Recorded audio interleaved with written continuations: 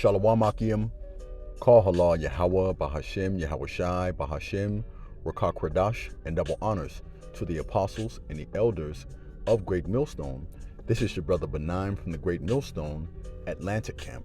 I came across this article here, and it reads, Marines with skin condition affecting mostly black men. And I want to say this while it's on the forefront of my mind to say, you so-called blacks, Native Americans, and Hispanic men, we are the Israelites. We are the children of Israel that the Bible speaks of. And the reason that this is affecting you in a disproportionate fashion is because according to our laws, our customs, our statutes, our commandments, the men of Israel are supposed to have beards on their faces. And we're going to see that momentarily. I'm going to grab those various precepts. Even men of war, as King David's men wore beards on their faces. And I'm going to get those precepts shortly. But first I'm going to finish reading a portion of this article, and I'm going to get right into this short that I want to tie into this particular video. But it reads, Marines with skin conditions affected mostly black men could now be booted under the new policy. Now, we know that this is the will of the Lord, but how do we know for sure? Because the scriptures tell us, just roughly paraphrasing, the king's heart meaning what? His mind is in the hands of the Lord, and he turn it whichsoever way he wills. The Most High sits in the heavens. He does what he wants to do, and all of us are just playing out our part, right? Now let me come out of this here very quickly. I want you to listen to this short here, and per usual, I'll chime in momentarily.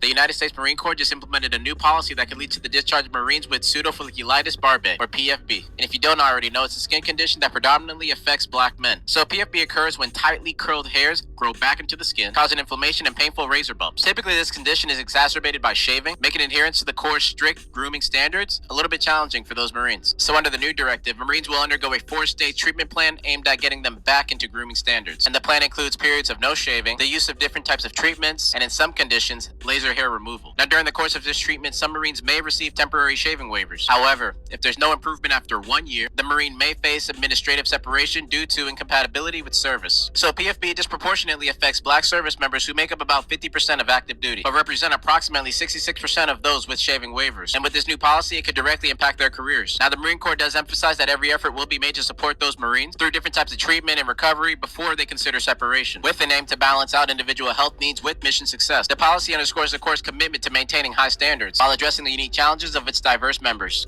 Let's come from this here, right?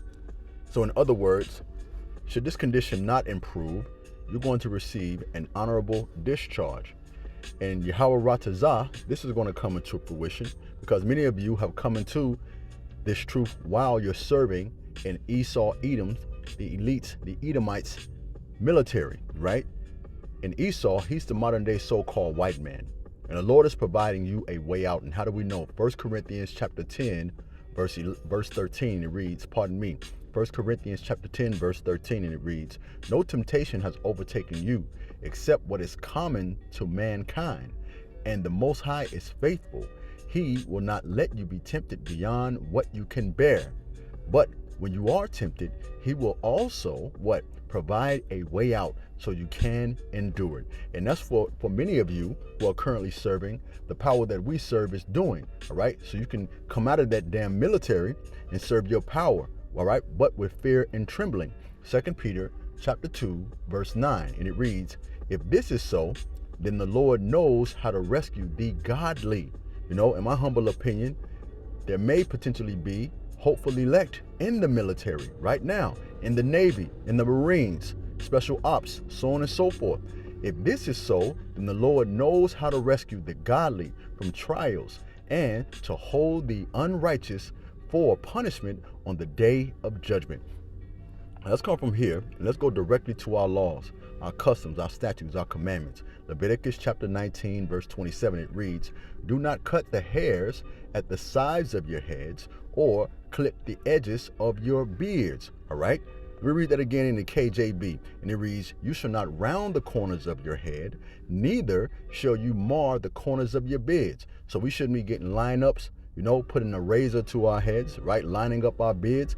If you're an Israelite man, you're supposed to have a natural look. All right. Okay. Let me come out of this here. Let's go to Leviticus chapter 21, verse 5, and it reads, "They shall not make baldness upon their heads, neither shall they shave the corners of their beards, nor make any cuttings in their flesh."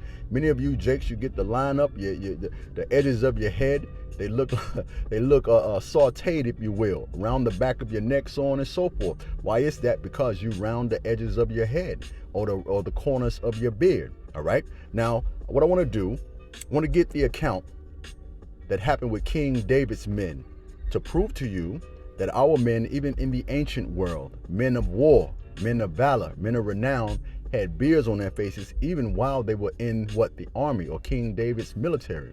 Consider the account when David sent an envoy to the king of the Ammonites, and it reads this, right? It's 5 verses, just getting right to the point. This is the book of 2 Samuel, chapter 10, verse 1 through 5, and it reads, "David defeats the Ammonites.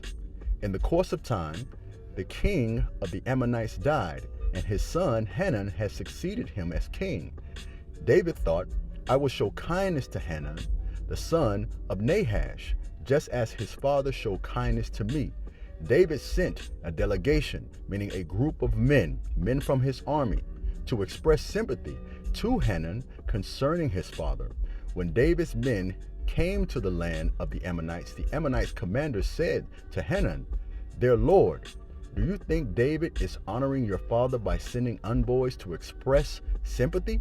Hasn't David sent them to only to you to explore the city and spy it out and to overthrow it? So Hanun seized David's envoys, shaved off half each man's beard, cut their garments at the buttocks, and sent them away," showing you that these were men of valor, men of strength, men of war, and they had beards on their faces. And how did they choose to humiliate them? They cut off half their beards. All right, but what did our King David say? And this is the same king that's going to rule underneath Yahushua in the coming kingdom, the kingdom of heaven.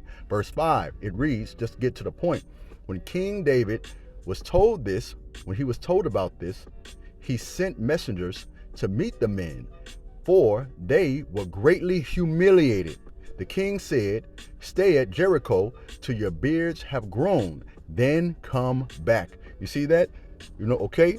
And we know Israelite men have served in these various militaries and in these various wars for decades, okay? My father is a military veteran, all right? And he just started recently growing his beard back, wearing his beard, just letting it grow out, having that Israelite manly, stout look, if you will, because we're men, man. A man is supposed to have a beard on his face. It's a manly badge of honor.